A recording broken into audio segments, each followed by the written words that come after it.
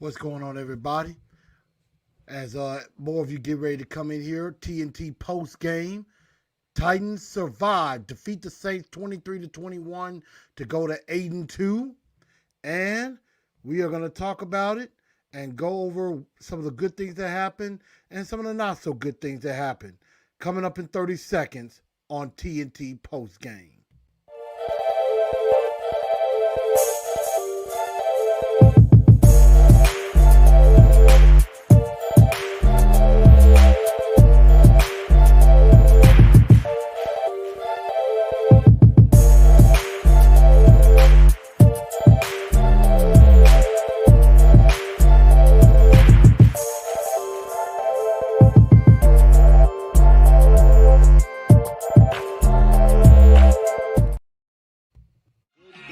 Good evening, Titan Nation. How's everybody doing?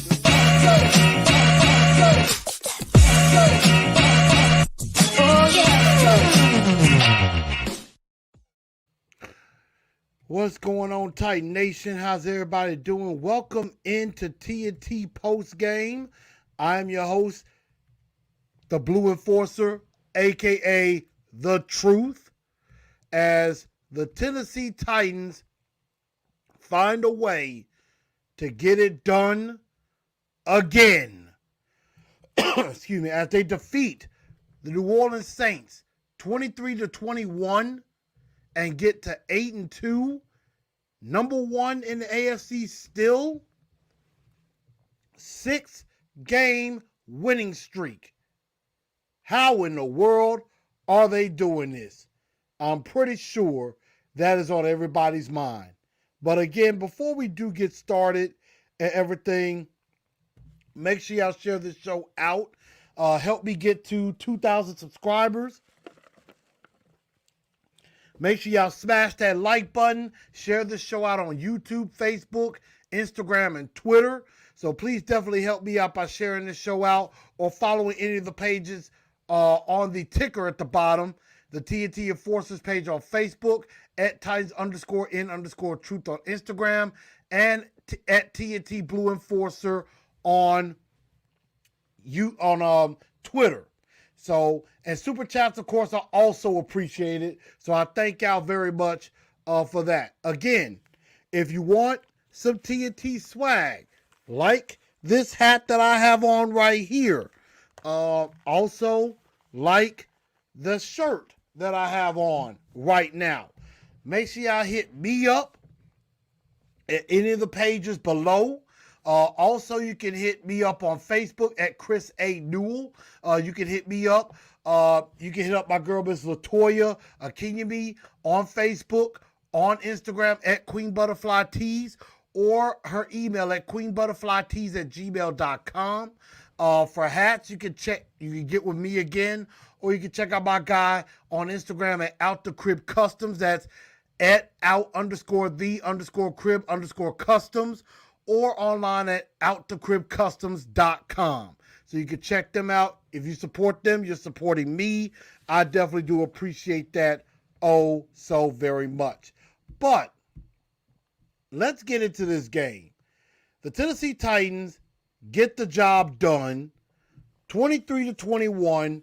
It was an ugly ball game in ways which I think a lot of us expected. I mean, much shout out to the New Orleans Saints, because the New Orleans Saints have a very good defensive front. They're number one against the run. Trevor Siemian did some good things. I mean, Sean Payton's a good coach and everything. And the Saints definitely tried to climb back into this football game. And as I will show basically in the recap, and that is the Titans found a way to get it done. 23-21, Tannehill goes 19 of 27, 213 yards, a passing touchdown to Michael Pruitt, and then also a rushing touchdown, albeit off of a roughing the passer call, which probably we shouldn't have gotten away with. But Jerome Boger, the Booger, being just one of the worst officials ever. And I kind of thought that maybe wasn't roughing the passer. I think we got away with one. We got a gift off of that because that was a bad throw by Tannehill that should have stayed as an interception. But hey, I will take the breaks any way that we can get them. So no turnover there. Tannehill threw a touchdown, rushed for a touchdown. I thought in the run game, I thought Deontay Foreman looked like the better running back of the three. Even though he only had 30 yards on 11 carries, he also caught a couple passes out of the backfield as well. So I like the way Deontay Foreman's playing. Again, I think a lot of people around the nation will say, well, the Titans can't run the ball worth nothing. But here's the thing. The Tennessee Titans the last couple of weeks had to go without Derrick Henry against some very good fronts. You know, the Rams, you have Aaron Donald. You got Leonard Floyd. I believe the other guy, Sebastian Gaines, I believe is another guy. No, I'm sorry. His last name is Gaines. I can't remember his first name. But the Rams have a very good front.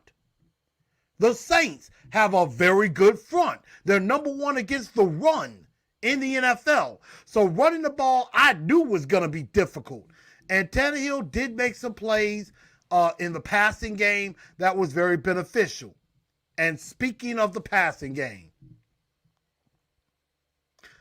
Miss Double Ocho, Mr. Marcus Johnson. 5 catches, 100 yards. Had a big 50-yard catch and run looking like A.J. Brown. And, Nick Westbrook-Akina was out there trying to block. And I know he was like, man, if I could have just kept my block, Johnson probably scores there. So I definitely like that play. And, and it was against Marshawn Lattimore. A very nice play, a quick slant, and the middle of the field was opened up. I honestly thought he was going to score, but that was a great play by Marcus Johnson, and hopefully that builds his confidence and shows he could do this. He does look like he has some big play ability in him. And then, of course, Jeff Swaim continues to be consistent. Had another 4 catches, 26 yards in the game. Michael Pruitt with the touchdown. Swaim is coming along. I know a lot of people were kind of ready to cut him, a few weeks back. But Jeff Swaim he's doing all right. I can't really complain. I mean, Anthony Ferguson really hasn't done anything. But Jeff Swaim and Michael Pruitt are kind of picking it up for him. And then defensively, well, let me go back on another thing offensively before we go to the defense. I thought Ryan Tannehill was extremely solid in this game. Wasn't great, but wasn't terrible either. I think he made some good passes. The offensive line, for the most part, did okay, with the exception of on the left side. I mean, Taylor Lewan did pretty well. He cramped up a little bit, had to come out of the game for a play and bring in sorry Kendall Lamb. And then the second Kendall Lamb comes in the game, Marcus Davenport basically just roughhoused him, pushed him right back into Tannehill for the sack on the one play he comes in. And then Lewan got beat by Davenport too. So, I mean, Marcus Davenport really screwed up the left side of the offensive line. Everybody else seemed to do pretty much okay, except Lewan kind of had his struggle, but, so did Kendall Lamb in the one snap he has. I mean, Kendall Lamb stinks. We all know that, but and, of course, another guy that sucked before, Bobby Hart, he got cut today. So, that's something that's understood too.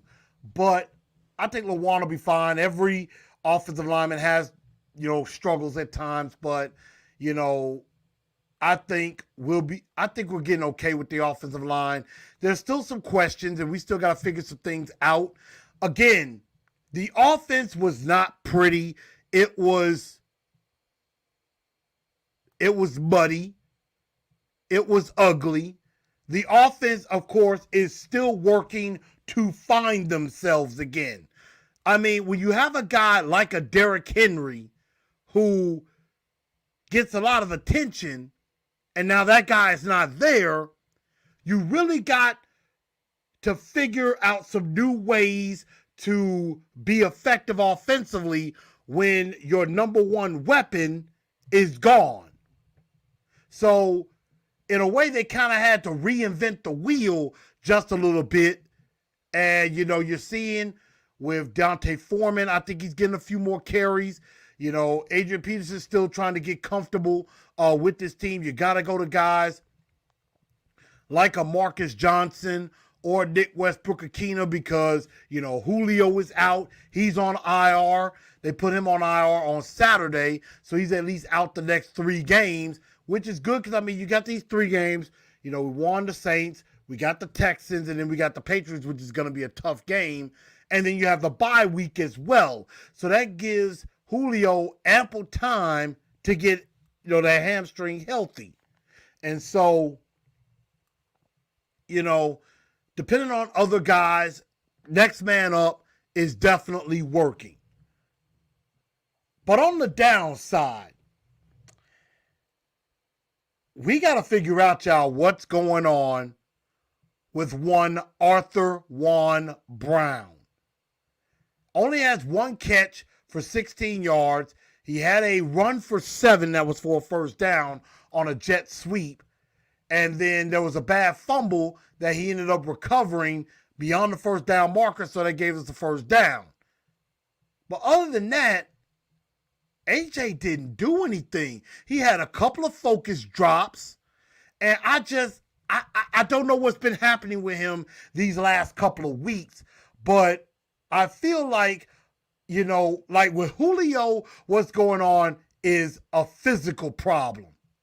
What's going on with AJ these last couple of weeks is a mental problem. What's happening with AJ is between the ears. Physical with rest, with time, and with with training, you can get that hamstring back right. But when it's something mental, it's something you have to fix. It's not anything that, sometimes those are things that cannot be taught. Those are not things that can be, given. You've got to figure that out. And I think that's something that AJ has to do. AJ needs to just dial it back and get back to being AJ downtown 5th and Broadway Brown. Because right now, I think he's in his own head. He's in his own head. He let Jalen Ramsey into his head. And I think he had flashbacks of a couple of years ago in dealing with Marshawn Lattimore. And I think he's messing with his own psyche. And that's something that he needs to change, something he needs to get rid of, and just get back to being that swaggy AJ Brown that we all know and love. He's got to get it together. He's got to figure himself out. And he's supposed to be becoming one of the most elite receivers in the league. Right now, he's really not playing like it. But, he had a great stretch of game where he had, 2 straight 100-yard games against the Chiefs, against the Colts. And he had a 90-yard performance against the Bills. We got to get him back to that A.J. Brown.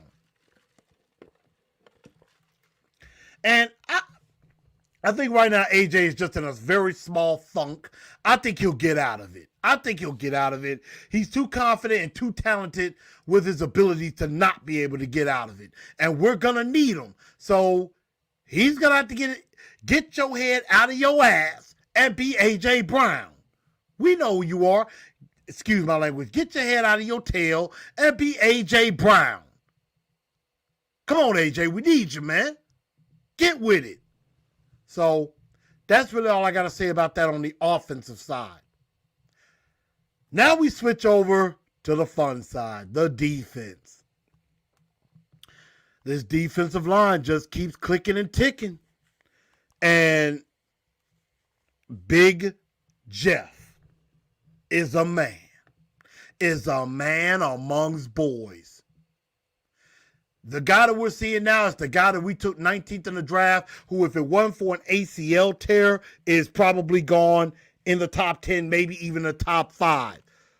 That has to be by far one of the biggest steals of all time. Us getting Big Jeff Simmons. Because he put in work. Had 3 sacks against the Rams, 2 more against the Saints last night. Now has 7.5 sacks on the year. And is closing in on 10 sacks himself. Leads all interior defensive linemen in that category. Danico Autry, Simmons, I think, benefited with Autry this time. And Danico made some plays too, but Big Jeff, dominant. And then Harold Landry. As somebody has deemed them, the lads. Landry, Autry, Dupree, Simmons. Now, we were missing the D of the lads in Bud Dupree. Played a snap, had some type of abdominal injury, comes out, did not return. So that's something we're going to have to find out and be concerned with, maybe see what's going on with him.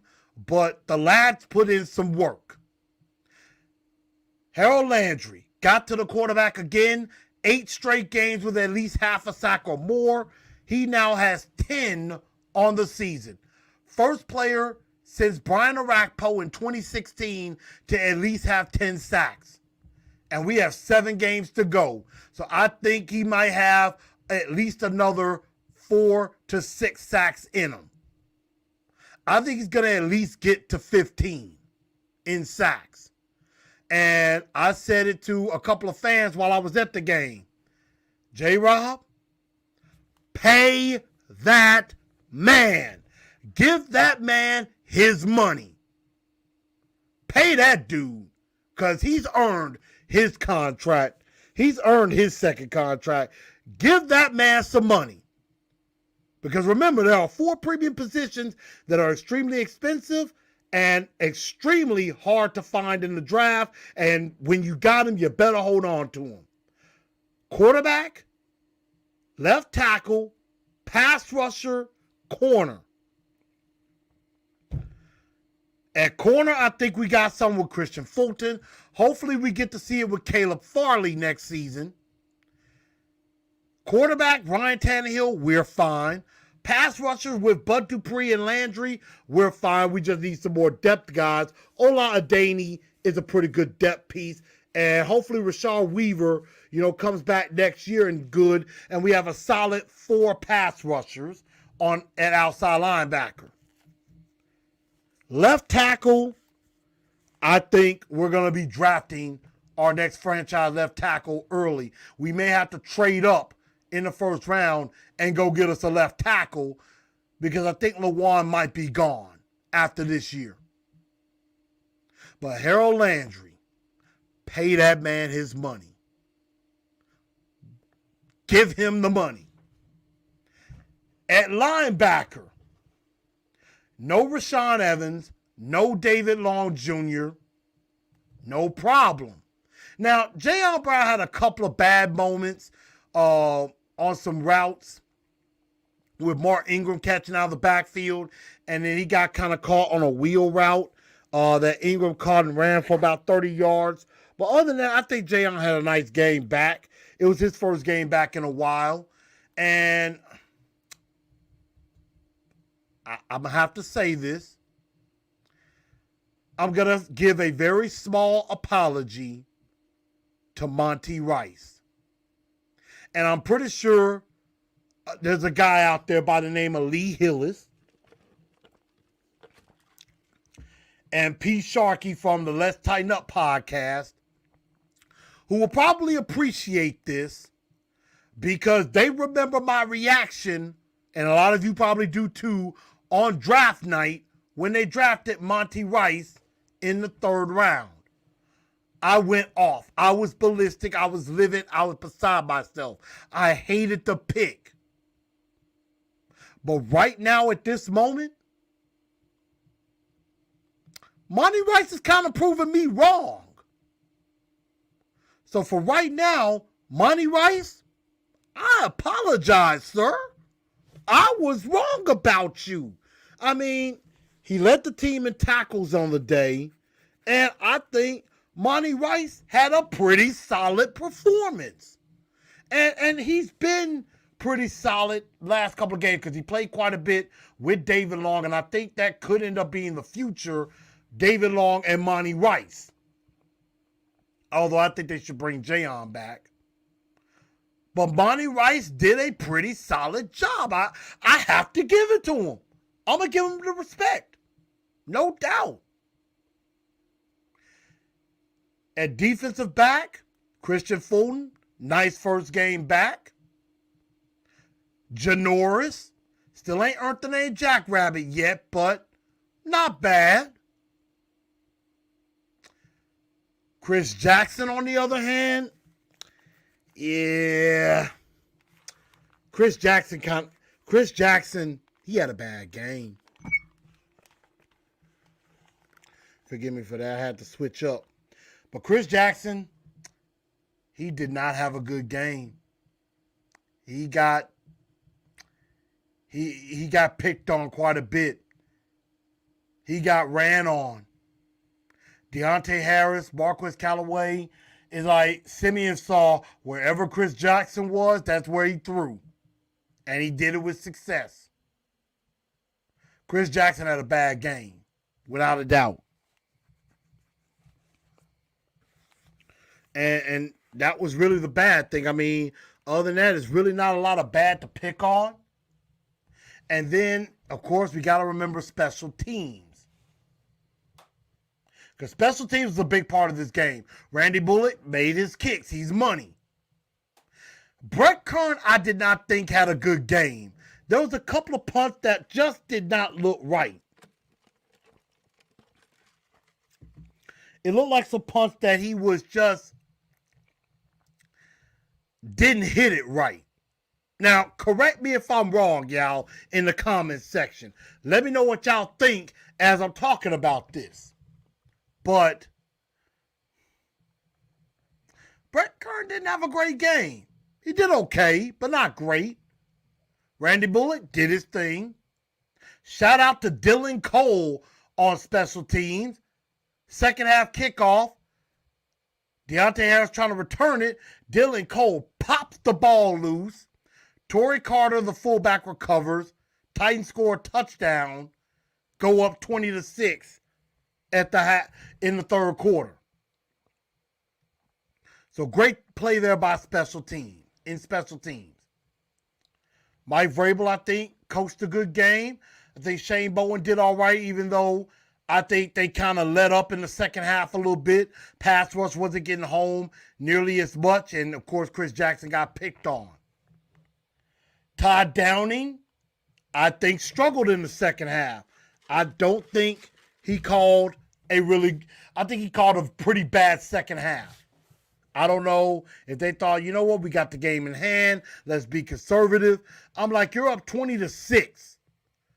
You need to go ahead, put the foot on their throat, and continue to choke them out.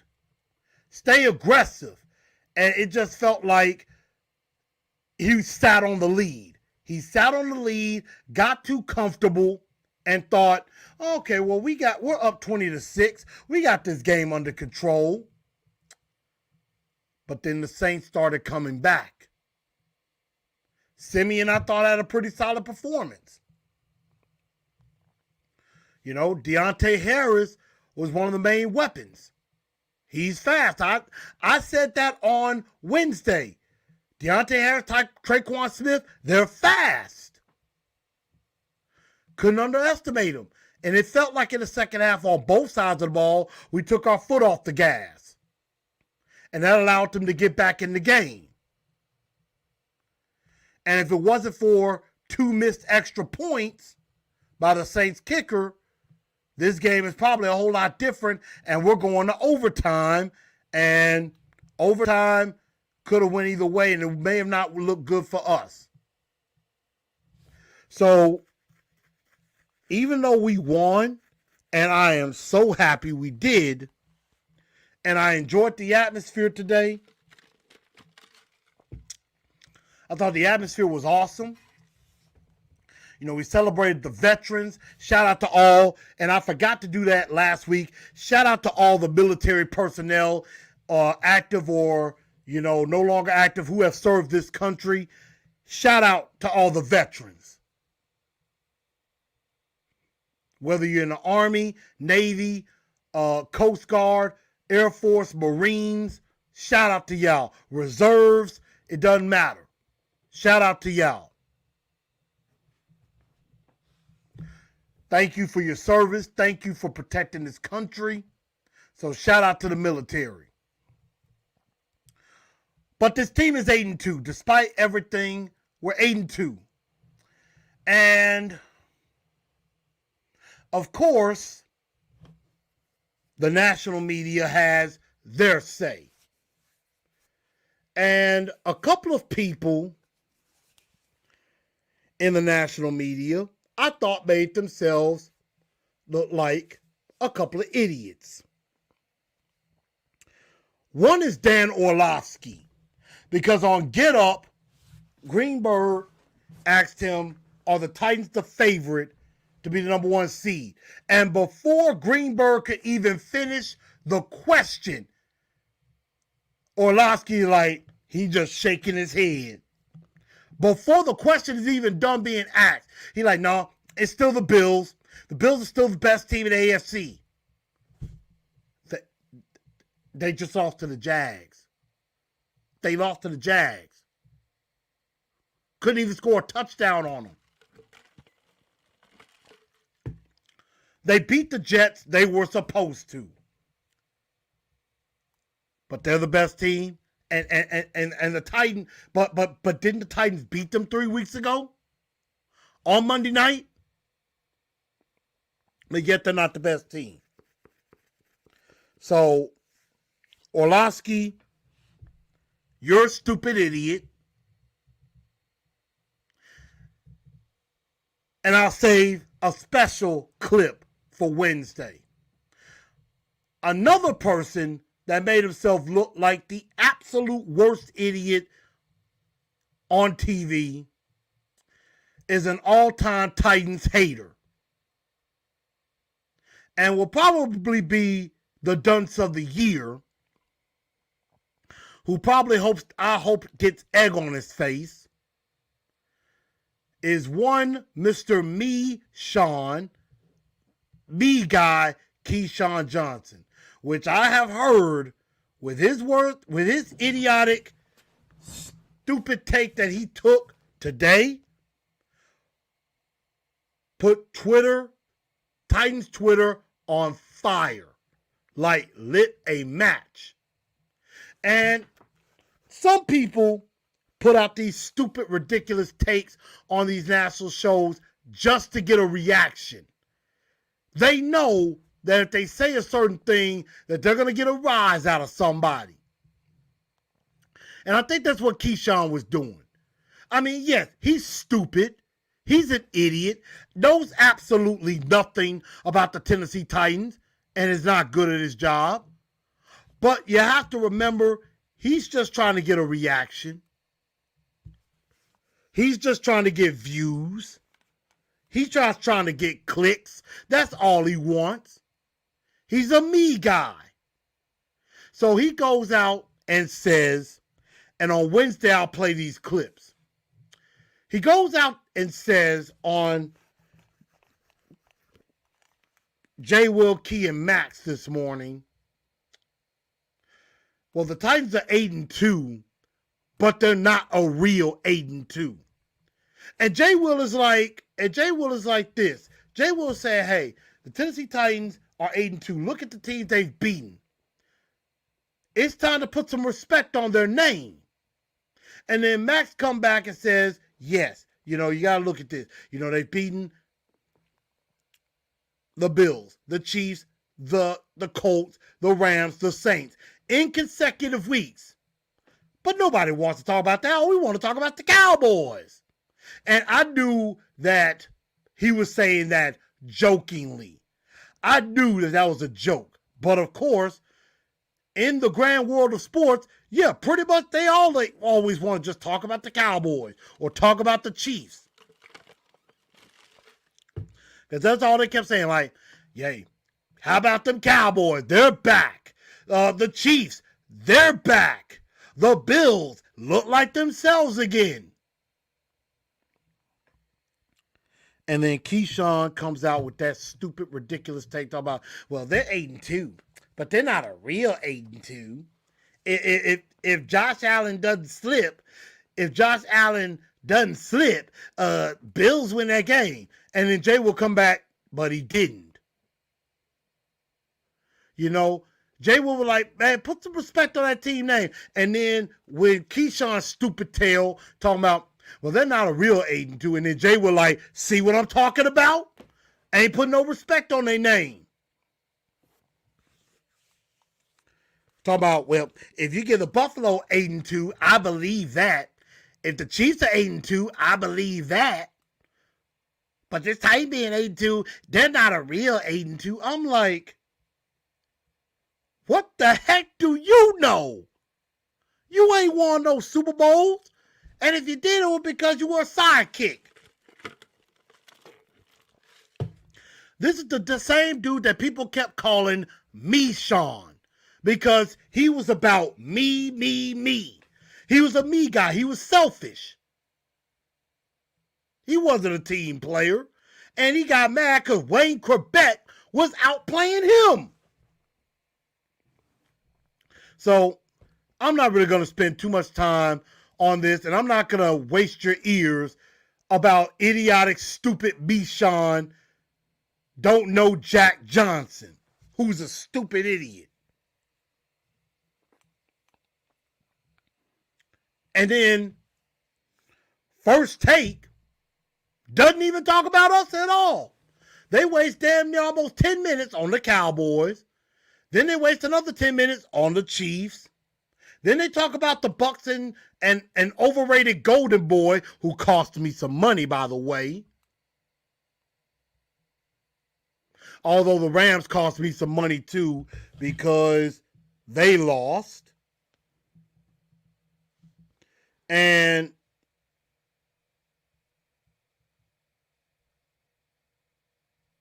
you know,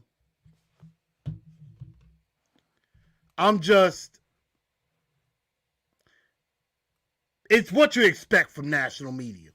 It's what you expect, not shocked. It's fine. Keep disrespecting us, and we're just going to keep on winning. I'm fine with that. As Kevin Byard, the mayor of Murfreesboro, would say, we're not trying to prove anybody wrong. We are trying to prove ourselves right. And that's all we got to do. So, let me know what y'all thought of the game in the comments section. If you were at the game or anything. I will not be at the game next week against the Texans. But I plan on being at the game against the Jaguars. And I would like to meet up with a lot of y'all. And I want to make that happen. So we're going to probably plan a meetup. We're definitely going to make that happen. And take into consideration, y'all, this. We're 8-2, baby. Number one in the AFC. We are a game and a half up on Buffalo and Baltimore. Literally 2 games up on Buffalo because we own the tiebreaker. We've beaten 2 division leaders. And we got games against 2 more teams that are in the hunt. We got the Texans next week. We're going to definitely get into them. We got the Patriots after that, which is going to be a very tough test. We still got the Steelers, got a couple of games, with the Jags and Texans as well. We got a chance to really do some damage and begin to truly separate ourselves from the rest of the pack. And that's what we have to do. But I had fun at the game. I liked the flyover with the helicopters during the game. The crowd was incredible. Had a whole lot of fun. You know, there were a few Saints fans there. I'll get that to them. But Titans fans was more of us. And I'm very proud of this football team. And we're definitely going to talk about also former head coach Jeff Fisher and the late great GM Floyd Reese will be put into the Ring of Honor this Sunday. So definitely happy for the Reese family and for the Fisher family, and, you know, still hurting over the loss of the great GM, Mr. Floyd Reese. And we'll talk about that on Wednesday. So get your nominations out for the Two-Tone Blue Star of the Week, because there are about 2 or 3 nominations for that. And also the Dunce of the Day, which there are a couple of nominees for that as well. We're going to do that. We're going to have P&B. Get your P&B questions ready. I had a couple people hit me up already. But definitely make sure you get that information and get that stuff to me, and we'll talk about that. And I will see y'all on Wednesday as we get ready to go to war against the Houston Texans. Again, if you want some TNT swag like what I have on, hit my girl up, Miss Latoya Akinyemi, at Queen Butterfly Tees on Instagram, or at queenbutterflytees@gmail.com. Hit up my guy Out the Crib Customs. That's at out_the_crib_customs on Instagram. If you want a hat, or you can hit me up on any of the platforms on Facebook, Twitter, Instagram. Hit me up. And once again, thank you everybody for your support. Thank you for helping me hit 1,000 subscribers. Help me get to 1,100. Help me get to 2,000. Thank y'all so much for everything you do. Thank you for supporting Titans and Truth. And last but not least, I'm a bid thee good night. And remember, we're going to tighten up, because that's all we know how to do. I'll holla till Wednesday.